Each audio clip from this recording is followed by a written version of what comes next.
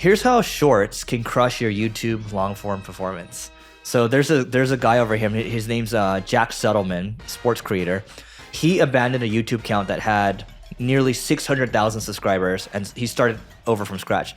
So now he's got a new channel. It has 20,000 subscribers, but it's all long form videos only, and so it's a fraction of the old one, right?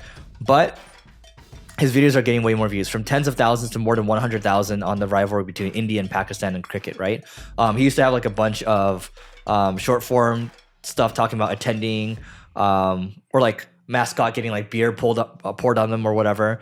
But the main thing now is just like, dude, there's a lot of people saying that shorts actually harm your channel. And I was talking to a YouTube guy the other day, and Josh is amazing. So Josh works with George Gammon, he works with Ken McElroy. He's like, dude, your YouTube channel's pathetic. I'm like, what do you mean? He's like, dude, you do all this short form stuff. You do like these long form like interviews with people where you talk about like dating or whatever. And I'm like, tell me more, right? And he's giving it to me hard. And this guy's like 21 years old. And he's like, no, man, like, dude, you do so much interesting stuff in business. I was like, okay, tell me how you do it with your clients. He's like, first of all, the short form kills the channels. I don't care about short form at all. He's like super intense about YouTube. He's like, you should be getting at least 2 to 3 million views per month on long form. I'm like, tell me more, right? And then he's like, look, all I do with my clients is I sit with them and I understand, I listen to their sound bites. So you and I were doing, let's say you're on calls for 5 days. Imagine if you have someone just listening to you the whole time. There's going to be at least 1 or 2 interesting things you say in a day, probably more, right? Those are your seed pieces of content, but you and I never think about that stuff, right? So what he does is he'll come up with the title, he'll come up with the packaging for the thumbnail, and then from there, the guy will put out the creator will put out the video without even thinking about it. So you and I might just step into it and start recording, and those videos do perform way better. I was like, can you do that for me? He's like, yeah. So we're gonna start doing that. And but I do feel like the short forms haven't really helped my channel much, and I think they do hurt the channel. So it's just interesting that this guy started from scratch, and he used to make $8 a month on per month from ad revenue on shorts with 600,000 subscribers. Now he makes $765 per month. So with the people that he's working with, are they getting 2 million views a month? Yeah, they are in the long form business content. Yeah, really 2 million views. Like what's one of the users' name? We can just look it up on social. Go to George Gammon. George. Gammon. Let's see. Investing through real estate. So you do that one. I'm gonna do his other channel. Let's see if this guy is real or full of it. Well, you want the last 30 days video views? No, I'm looking at it now. 177. You want to know why I brought this up? No, but you have to look at his other channel. He's combining, but the other channels, it's down. Okay. Here's what you see. This one has 523,000 subscribers. 560K on Rebel Capitalist, right? But you see it's down 1 million in the last 28 days. So it was at 1.5 before, and these are all long form. So what's a Rebel Capitalist? That's also his channel. So he helps with both the channels. At Rebel Capitalist, he actually spends more time on it. Rebel Capitalist. What is it on? Putting accuses. Dude, he's going after mainstream stuff. Housing crash, put in, evil politicians. This is like a lot of it is clickbait. Now let's go with this guy over here. So this is Ken McElroy. So Ken McElroy, are you searching it? Ken. By the way, George listens to this podcast. No, he spoke at the Beverly Hills event. He was the first guy. He's amazing.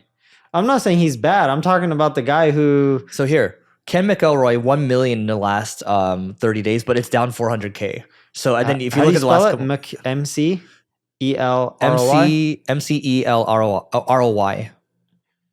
Let's see what his video content is all about. How to raise $43 million in 6 days. You'll never be successful. He's got a fund. Yeah. Your 9-year plan to retire with real estate. I'm buying 90 million. I'm curious to see how much revenue this kind of stuff produces. I would consider some of this. I'm not saying this is bad content. This looks like great content, but I would consider this more clickbaity.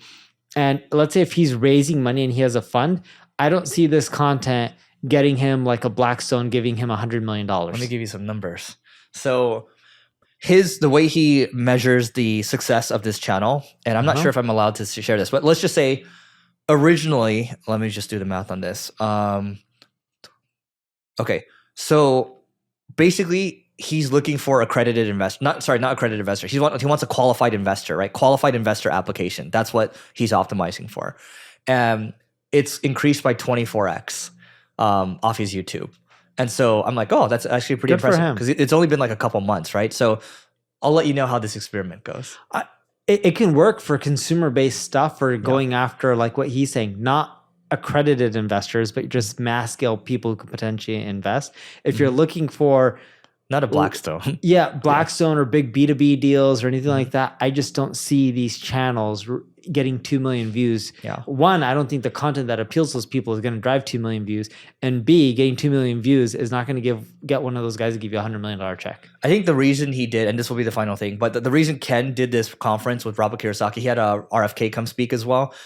The reason he did that is because everyone there's like a real estate investor, and I'm pretty sure he's trying to get checks to come in, right? And I think that's what he wouldn't do this. He wouldn't spend the time on this if he's not getting benefit from it.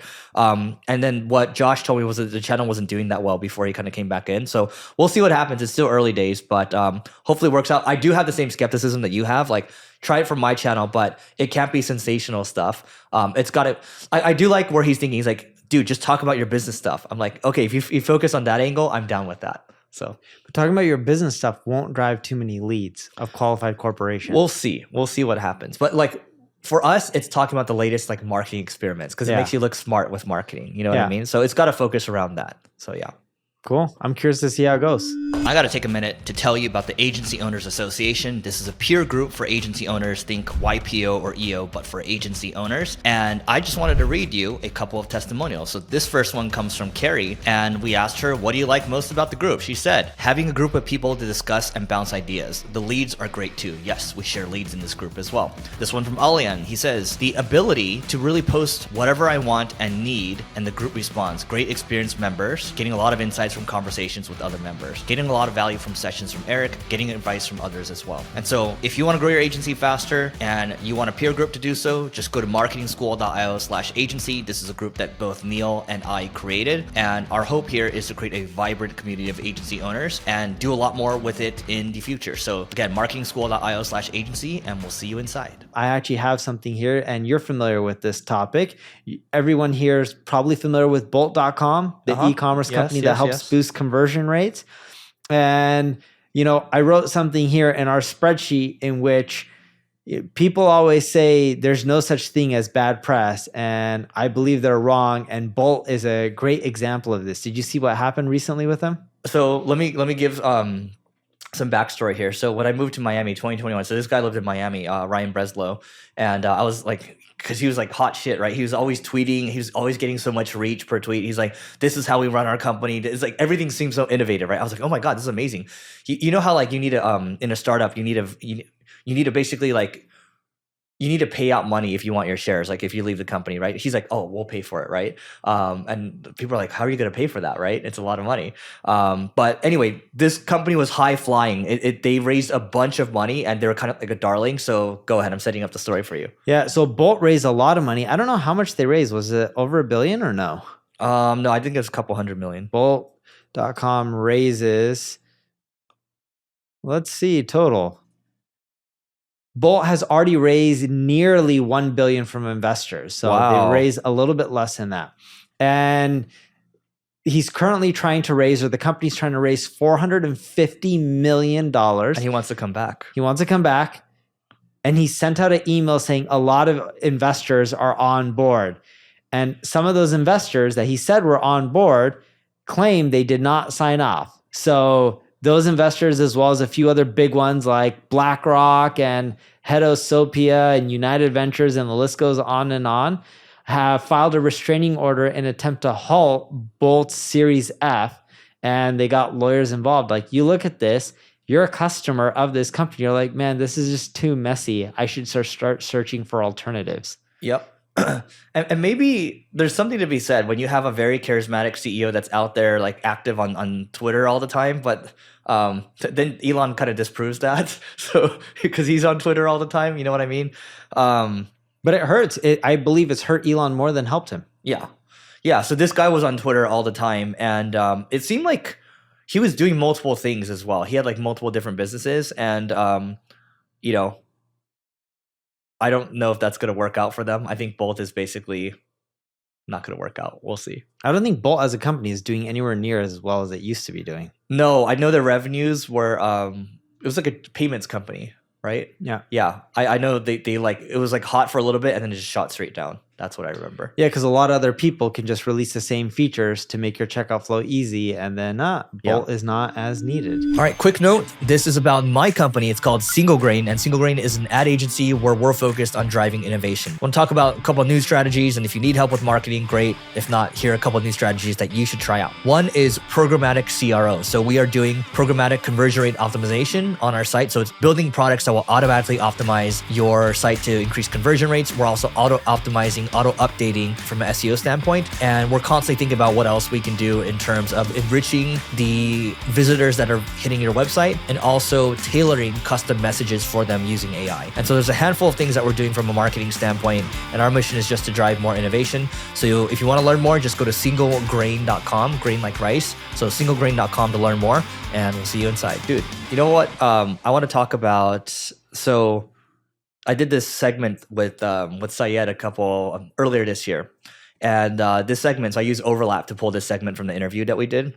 And it pulled this good segment. So here's why business acquisitions crush paid media. So, and it makes sense at the end of the day. It's like, okay, you know, Syed's got a couple of WordPress businesses. And his whole thing is like, look, in my space, maybe I can buy a company for 2-3x on revenue. The math works out better than PPC because you just map everything out. The CAC ends up being cheaper than paid media. You get clients, right? Maybe you can acquire like an email list. You can acquire a bunch of traffic, things like that. It's almost like a 1 + 1 = 3 situation because ultimately there are 3 ways to grow a business, right? You can acquire new customers, you can expand customers, or you can reduce churn. When you buy a company, you can potentially do all 3 of these things. Yeah, but I look at buying a company as not you either buy a company or run paid media. Ideally, you should run paid media as long as it's profitable, which I know you agree with. And why not buy businesses when the business can afford it or your own balance sheet can afford it? I think it's this is a good hook to get people in just to think about it a little differently because I think learning about business acquisitions, even if you're an SEO, I think it's helpful to learn these things, learn how to buy websites, learn how much value. It's not just an SEO thing. It's like what business value is a website going to add. So, you know, take that for what it is. You know, almost every single business we've bought, when we first reach out to them, we're typically not able to do a deal. 6 months to a year later, we end up reconvening and a deal ends up happening. Or they come back or you guys go back? A mixture of both. We've had both scenarios. Yeah. Sometimes we become more flexible on the price and they become a little bit more flexible. Or in most cases, it's a combination of both. And then when we're going through paperwork and all the contracts and all the diligence, a lot of times the number that they wanted is not what they end up getting, and it's lower because there's a lot of stuff that's off. Like people would be like, I did $1 million or $5 million in profit this year. Well, when we got your account or your books audited, your 5 million turned into 4.3 million. So you do retrade the deals pretty frequently. Almost every deal has retraded a little bit in price. Okay. And not because we are not because you're sharks. Yeah. No, and it has nothing to do with us reneging. But if you didn't hit your numbers and we're buying a business, let's say you do 5 million in profit and we're promising you $30 million. Yeah. Well, if we always get books audited and your audited books show you did $4 million, why would we pay you $30 million when you're doing 4 million instead of 5? The price should come down because you did less than you claimed when we gave you the offer. And we typically in our contracts write on a multiple of EBITDA.